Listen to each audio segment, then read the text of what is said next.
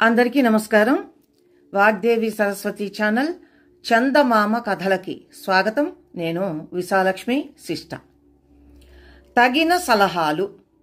ఈరోజు ఈ కథని గురించి తెలుసుకుందాం. ఒకానొకప్పుడు కోసల దేశాన్ని ఏలిన ప్రచండు అనే రాజు ప్రజలకు ఏ లోటు లేకుండా పాలించాడు.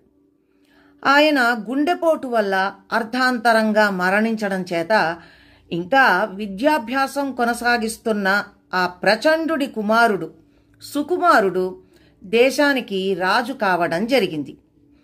అన్ని రకాల విద్యలు ముగించినాకనే రాజనీతి యువరాజుకు నేర్పడం కోసల దేశపు ఆచారం. కానీ సుకుమారుడు రాజగురువు వద్ద శిక్షణ పొందక పూర్వమే రాజు అయ్యాడు. అతనికి అన్ని విద్యలు నేర్పినవాడు సుమతి. సుమతి గొప్ప విద్యావేత్త, అదీ కాకుండా గొప్ప తత్వవేత్త కూడాను. రాజైనప్పుడు సుకుమారుడికి సుమతి కొన్ని సలహాలనిచ్చాడు. మనిషికి ముఖ్యమైనది మనస్సు. దాన్ని ఎల్లప్పుడూ స్వచ్ఛంగా ఉంచుకోవాలి. తప్పు పనులను గురించి నిత్యము ఆలోచిస్తూ వాటిని చేయకుండా ఉండడం కంటే ఒకసారి తప్పు చేసి శాశ్వతంగా మనసును శుభ్రం చేసుకోవడం మంచిది.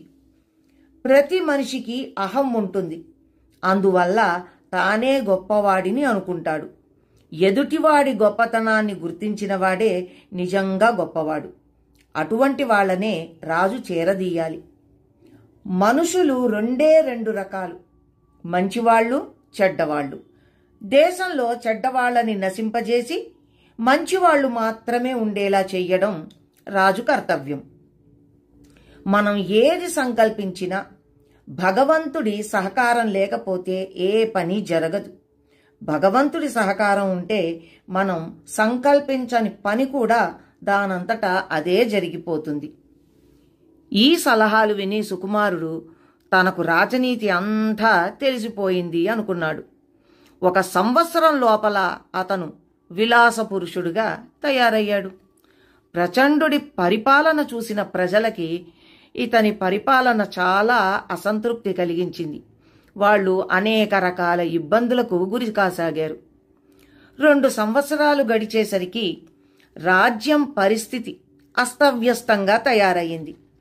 కోసల దేశం ఆర్థికంగానూ సైనికంగానూ కూడా బలహీనమైంది అని పుకార్లు బయలుదేరి పొరుగు దేశపు రాజు కోసలను జయించడానికి సైనిక సన్నాహాలు చేస్తున్నట్టు తెలిసింది.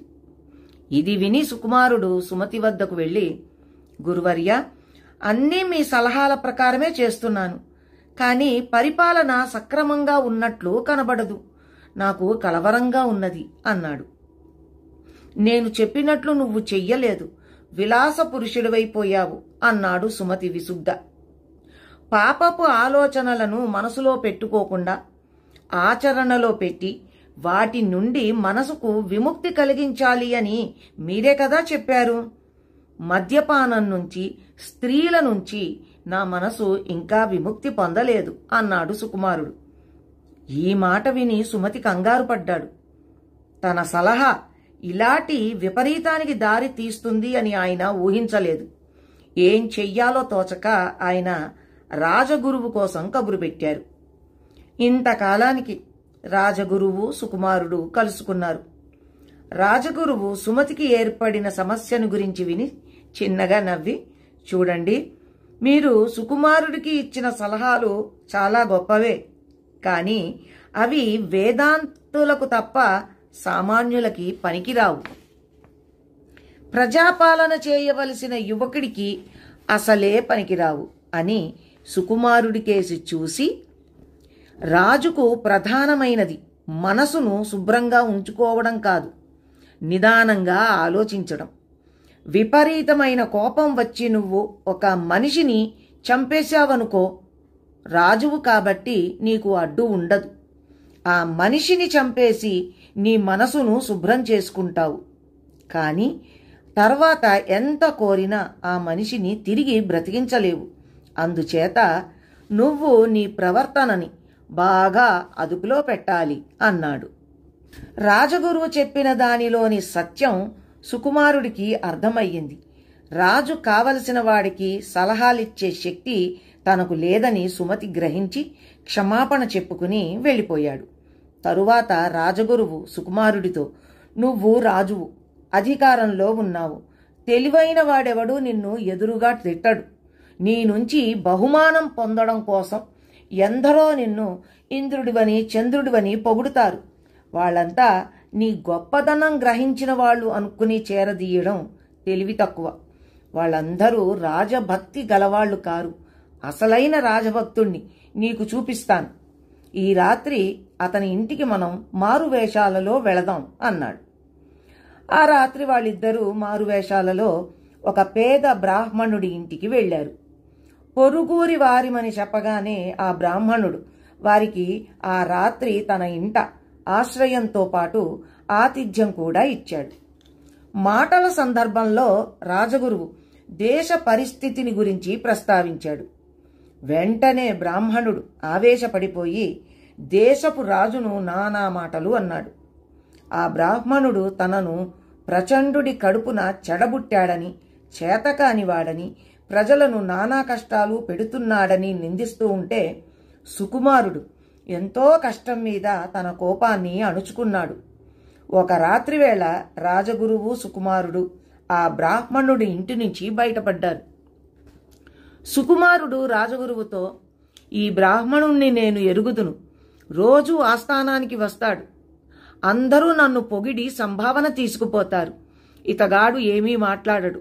అందుచేత ఇతనికేమీ సంభావన ఇవ్వరాదని నేను ఆదేశించాను. ఎందుకో ఇతను నా మీద బాగా కోపం పెంచుకున్నట్లున్నాడు. నోటికి వచ్చినట్లు మాట్లాడాడు. మీరు పక్కన లేకపోతే ఇతన్ని ఏం చేసి ఉందునో అన్నాడు. రేపు మళ్ళీ మారువేషాలలో వెళ్ళి ఏం జరుగుతుందో చూద్దాం అన్నాడు రాజగురువు. మర్నాడు వాళ్ళిద్దరూ మళ్లీ రాగానే ఆ బ్రాహ్మణుడు వారికి మర్యాద చేసి అర్ధరాత్రి వేళ వెళ్ళిపోయారు. కారణం ఏమిటి? నా ఆతిథ్యంలో లోపమేమీ జరగలేదు కదా అని అడిగాడు. వెంటనే రాజగురువు ఆ బ్రాహ్మణుడికి సుకుమారుణ్ణి పరిచయం చేస్తూ, ఇతను ఈ దేశానికి ప్రభువు. తనను అన్ని మాటలన్నవాణ్ణి ఇంట నిద్ర పట్టక వెళ్ళిపోదామని అన్నాడు. సుకుమారుడు మారువేషం తొలగించాడు. బ్రాహ్మణుడు కంగారుగా లేచి నిలబడి, తమరు ప్రభువులని తెలియక నిన్న అన్ని మాటలన్నాను. నన్ను మన్నించాలి. పేద బ్రాహ్మణుణ్ణి, మర్యాదలన్నా సరిగ్గా చేయలేకపోయాను అన్నాడు రాజుకు ఒక ఆసనం వేస్తూ. రాజగురువు నవ్వి, ఎందుకయ్యా వెర్రి బ్రాహ్మణుడా, నువ్వు ఎన్ని మర్యాదలు చేసినా రాజు మనసు మారదు. నువ్వు ఎలాగూ శిక్ష అనుభవించవలసి ఉంటుంది అన్నాడు. బ్రాహ్మణుడు తొణకక, శిక్షకు భయపడి నేనీ మర్యాద చెయ్యటం లేదు. నా దేశాన్ని ఏలే రాజంటే వ్యక్తిగతంగా నేను ఇష్టపడకపోవచ్చు, కానీ ఆ స్థానాన్ని నేను ఎప్పుడూ గౌరవిస్తాను. ఆయన ఎన్ని తప్పులు చేసినా ఆ స్థానంలో ఉన్నంతకాలము నేను ఆయనని గౌరవిస్తాను. నా దేశపు రాజుకు అమర్యాద చెయ్యడం నన్ను నేను కించపరుచుకోవడమే. ఆయనలో మార్పు రావాలని కోరుతూ ఆయనను ఆశీర్వదించడానికి నేను రోజూ ఆస్థానానికి వెళ్తాను. అయితే ఆయనలో లేని గుణాలు ఉన్నట్టుగా పొగడను. అందుకే నాకు సంభావన కూడా ముట్టదు. అయినా తరతరాలుగా వస్తున్న ఈ వంశాచారం నేను వదలటం లేదు అన్నాడు. ఈ మాటలతో సుకుమారుడికి కనువిప్పు కలిగింది. అక్కడ నుంచి బయటపడ్డాక రాజగురువు, అసలైన రాజభక్తుణ్ణి చూశావు గదా, అలాంటివాడు పొగిడినప్పుడే నువ్వు సంతోషపడాలి. మిగిలిన వాళ్ల పొగడ్తలు ఉత్తమాటలే అన్నాడు. తరువాత రాజగురువు సుకుమారుడితో, మనిషి మంచివాడైనా చెడ్డవాడైనా ప్రతి వాడి నుంచి నేర్చుకోవలసినది ఉంటుందని, రాజు అందరి నుంచి నేర్చుకోవడానికి ప్రయత్నించాలని అన్నాడు. ఈ మాట సుకుమారుడికి అసందర్భంగా తోచి, అయితే మన కారాగారంలో ఎందరో నేరస్తులున్నారు. అటువంటి వాళ్ల దగ్గర నేను ఏం నేర్చుకోవలసి ఉంటుంది అన్నాడు. మర్నాడు రాజగురువు అతన్ని కారాగారానికి తీసుకువెళ్ళాడు. అక్కడ ఉన్న నేరస్తులలో ఒకడు గుర్రాల దొంగ. అతి లాఘవంగా ఏ గుర్రానైనా లొంగ తీసుకుని క్షణాల మీద మాయమైపోతాడు. ఇతడి వద్ద గుర్రాల దొంగతనం నేర్చుకోవలసి ఉంటుందా అని సుకుమారుడు వెటకారంగా అడిగాడు. కాదు, కానీ ఎంత కొత్త గుర్రాన్ని అయినా ఎలా లొంగ తీసుకోవాలో నేర్చుకోవాలి. క్షణాల మీద మాయం కాగల గుర్రపు స్వారీ నైపుణ్యం నేర్చుకోవాలి అన్నాడు రాజగురువు గంభీరంగా. అలాగే ఎన్నోసార్లు రాజుగారి కోశాగారంలో జొరబడి డబ్బు కాజేసిన దొంగ దగ్గర పటిష్టమైన కాపలా ఉన్న భవనాలలో ప్రవేశించే విద్య నేర్చుకోవాలి అని రాజగురువు అన్నాడు. అలాగే ఆయన ప్రతి నేరస్తుడి నుంచి నేర్చుకోవలసినది ఏదో ఒకటి ఉన్నదని చెబుతూ వచ్చాడు.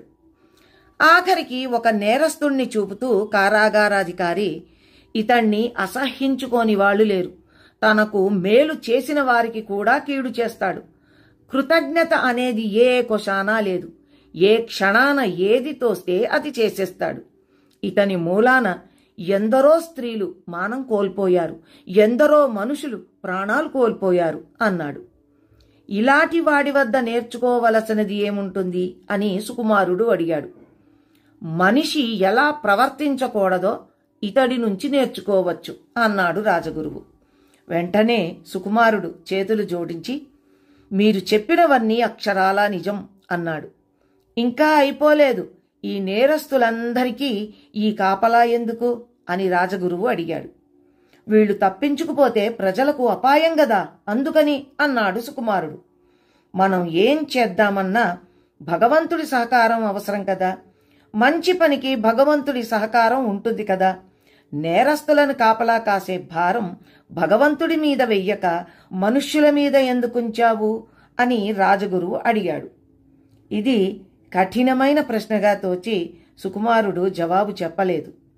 అంటే మన ప్రయత్నం లేకుండా భగవంతుడి సహకారం లభించదన్నమాట, అంతేనా అని రాజగురువు అడిగాడు. తరువాత సుకుమారుడు రాజగురువు వద్ద ఎన్నో విషయాలు తెలుసుకుని రాజనీతి అలవరుచుకుని తండ్రిని మించిన కొడుకు అనిపించేలాగా రాజ్యం చేశాడు.